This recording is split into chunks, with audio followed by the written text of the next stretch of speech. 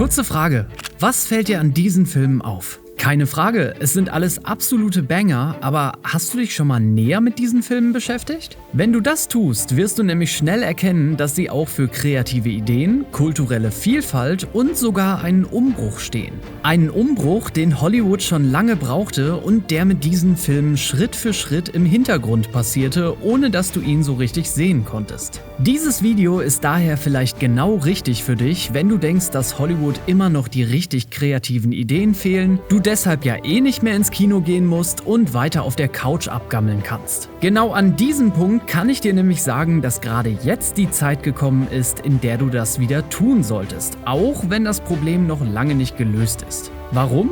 Naja, nicht so hektisch, das erkläre ich dir jetzt. Wir alle sind Konsumopfer und das ist positiv gemeint. Aber wenn wir Filme, Serien oder Videospiele lieben, lieben wir auch Geschichten und die bekommen wir in der heutigen Zeit mit einem Karacho um die Ohren gehauen, als gäbe es keinen Morgen. In diesem Dschungel die richtige Geschichte zu finden, ist meist noch schwieriger als zu wissen, was man morgen kochen soll, also ist es auch nicht schlimm, wenn dieses Vorhaben beim Pärchen- oder Singleabend auf der Couch so gut wie immer nicht gelingt. Es ist nämlich kein Einzelfall und auch keine Modeerscheinung, dass viele Geschichten das Publikum nicht mehr fesseln. Und es ist auch nicht unbedingt der Tatsache geschuldet, dass es in der heutigen Zeit so viele von ihnen da draußen gibt. Viel eher ist oder war es ein auf erfolgreiche Marken fixiertes Studioprinzip, dem nun langsam der Wind aus den Segeln genommen wird. Jahrelang setzt Hollywood nämlich jetzt schon auf etablierte Marken endlose Fortsetzungen, Remakes oder Requels, also Sequels, die gleichzeitig auch ein Remake sind. Und da nun mal in erster Linie das Geld zählt, war das auch aus deren Sicht anfangs keine schlechte Entscheidung, weil man objektiv betrachtet sehr wohl eher davon ausgehen konnte, dass eine Fortsetzung zu Star Wars viel mehr einspielen würde, als ein durchaus guter, aber untergegangener Bone Tomahawk es tun würde. Blöd nur, dass eine Idee, wenn sie einer hat und sie funktioniert, immer bis zur Unendlichkeit ausgeschöpft werden muss. Mit den zunehmenden Jahren nahmen die Fortsetzungen oder Franchise-Filme nämlich irgendwann so sehr zu, dass man sich zwischendurch zu Recht fragen konnte, ob hier eigentlich noch irgendwer eine originelle Idee hatte. Weil die Studios sich dabei gegeneinander auch immer höher schaukelten und den Markt dadurch übersättigten, gab es am Ende, wie so oft, auch nicht unbedingt einen Gewinner. So ein bisschen wie bei den Streaming-Diensten, aber das habe ich ja schon in einem anderen Video besprochen. Durch diesen lang anhaltenden Trend kamen wir dann beispielsweise 2023 dahin, dass Sequels rund 45,8% der Kinoeinnahmen ausmachten und 2024 ging das Ganze sogar so weit, dass 9 von 10 der höchsten Einspielergebnisse an Fortsetzungen oder Franchises gingen. Einzig Wicked konnte sich als Musical-Adaption von dieser Rechnung ausnehmen, weil der Film dadurch nicht als Fortsetzung zählte. Der Kern des Problems ist also klar: Übersättigung.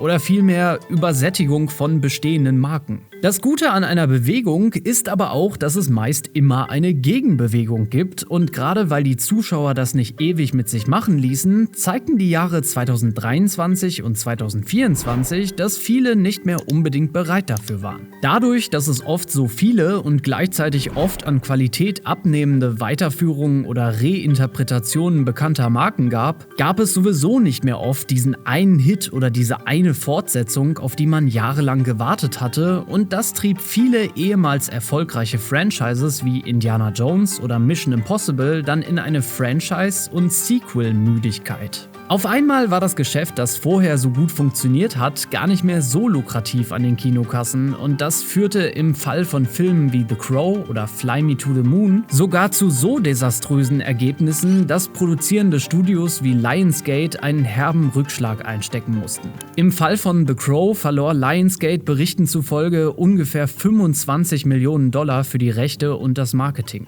Es zeigt sich also immer wieder, dass wir schon in einer gewissen Weise bestimmen können, was wir sehen wollen und dass die Produzenten das auch mitbekommen, wenn sie immer die gleiche Masche abziehen und damit nicht mehr durchkommen. Diese Bewegung sorgt im Umkehrschluss nämlich auch dafür, dass Stoffe, die in den vergangenen Jahren vielleicht eher ignoriert wurden, weil der Franchise-Film oder die Fortsetzung vielleicht noch die bessere Wahl war, jetzt mehr denn je gesucht werden. Und da kommen die wahren Heldinnen und Helden ins Spiel, die Hollywood gerade ganz im Geheimen umkrempeln und genau dafür sorgen, dass wir mal wieder originale Stoffe, aber auch vor allem eine originelle Umsetzung bekommen. Allem voran ist dabei natürlich an einen Christopher Nolan zu denken, der mit seiner intelligenten Erzählweise und auch klugen Inszenierung schon seit Jahren zum Teil ein Publikum in seine Filme lockt, die es einfach gewohnt sind, etwas Außergewöhnliches zu sehen und den Film nach dem Besuch nicht so schnell vergessen zu wollen. Wo Christopher Nolan aber mittlerweile echt schon zum alten Eisen des Kinos gehört, fangen auch Regisseure wie Greta Gerwig oder Ryan Coogler an, die mit ihrer Bildsprache und ihren ausgewählten Geschichten meist ganz genau wissen, was das heutige Kino braucht. Letzterer konnte mit seinem Film Blood and Sinners schon innerhalb vom ersten Wochenende gleich alles wegsprengen, weil der Film mit einem Budget von 90 Millionen US-Dollar weltweit bereits 63 Millionen einspielte und nach dem zweiten Wochenende bereits bei 163 Millionen Dollar liegt, wobei er selbst Minecraft überholte. Da sind sich, wenn man nach den Zahlen geht, wohl viele einig, dass sie wieder anspruchsvollere oder gute Filme sehen wollen. Denn auch wenn der Film vom Publikum und Kritikern gemischt aufgenommen wurde, hat auch Barbie nicht zuletzt für massig pinke Kleidung gesorgt, sondern trotz Kritik klargemacht, dass auch Filme, die auf einer erfolgreichen Marke aufgebaut werden, mutig und anders sein dürfen, als wir es sonst gewohnt sind. Klar, die Message des Films war vielen zu überladen, aber es gab bestimmt viele Zuschauer, die hier etwas absolut Seichtes erwartet haben, zum Teil auch bekommen haben, aber trotzdem etwas gelernt haben und gleichzeitig glücklich aus dem Kino gegangen sind, was heute nicht mehr selbstverständlich ist. Neue Gesichter hinter der Kamera können altbekannten Marken also oft zu einem neuen Glanz verhelfen. Wenn man aber einfach von bewährten Formeln abweichen will, dann sollte man es vielleicht einfach wie die Daniels, auch bekannt als Daniel Kwan und Daniel Scheinert, machen. Mit Everything, Everywhere, All at Once lieferten die vielleicht den absurdesten, vollgepacktesten und gleichzeitig aber konstant erzähltesten Film ab,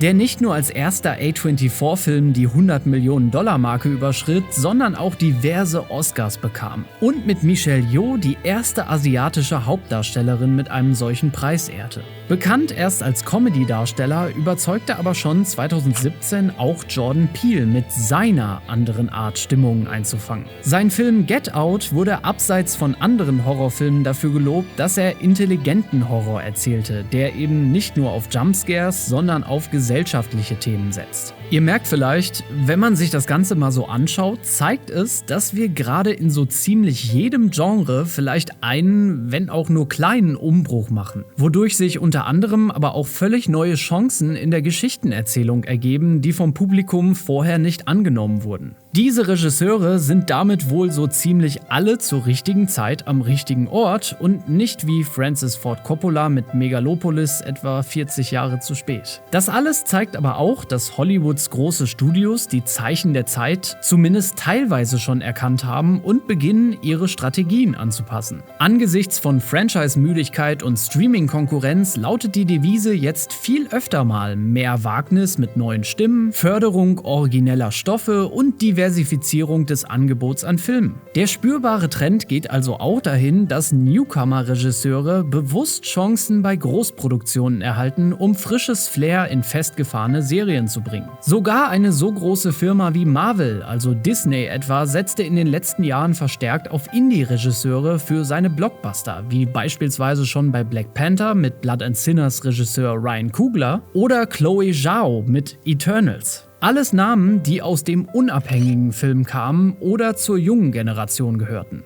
Der einzige Fehler hierbei aus meiner Sicht war aber, dass den Regisseuren laut vielen Berichten dann aber doch das Ruder aus der Hand genommen wurde oder sie mit Problemen wie Drehbuchänderungen vor Release umgehen mussten. Mit ihrem neuen Film Thunderbolts scheinen all diese Sachen aber dann schon etwas besser zu funktionieren. Es sind also nicht alle Experimente ein voller Erfolg, aber sie zeigen eine gestiegene Risikobereitschaft der Studios, mal vom Einheitsstil abzuweichen. Und dass sich dieses Risiko auszahlen kann, beweisen ja auch nicht zuletzt Filme wie Joker, den zweiten lassen wir hier mal außen vor, oder zuletzt The Batman, die beiden etablierten Figuren einen neuen Ton gaben und dafür in den Himmel gelobt oder im Fall von Joker sogar mit Oscars gekrönt wurden. Wenn wir also darauf schauen, dass immer mehr Filme erscheinen, wir nicht mehr hinterherkommen oder es Berichte gibt, die uns immer wieder sagen wollen, dass es keine originellen Geschichten mehr gibt, lohnt es sich vielleicht mal genauer hinzuschauen. Genauso lohnt es sich in Hollywood aber auch gerade, Regisseure ans Werk zu lassen, die sowohl ihr Handwerk verstehen, als auch kreative Freiheit bekommen, das umzusetzen, was sie wollen. Dass das bei der Betrachtung von ganz viel Geld nie ganz einfach sein kann, davon redet hier niemand. Aber es wird auch eben niemand wissen, ob der Film ein Erfolg wird, wenn man es nicht mal versucht hat. Und gerade in der letzten Zeit sehen wir eben durch viele Geheimtipps oder Horrorfilme, die auf einmal ein CinemaScore A statt wie immer üblich ein C bekommen, dass moderate Budgets, kreative Freiheit und neue Talente oft ein sehr erfolgreiches Rezept sein können. Auch wenn das Streaming also immer mehr zunimmt, haben wir im bestmöglichen Fall mit dem Kino einen Ort, an dem die meisten dieser gewagten Geschichten erzählt und erlebt werden, und zu Hause ein anderes Erlebnis, das sich aber auch genauso anfühlen darf, mit der eigenen Entscheidung, was man sich anschaut, aber in beiden Fällen beeinflusst wird.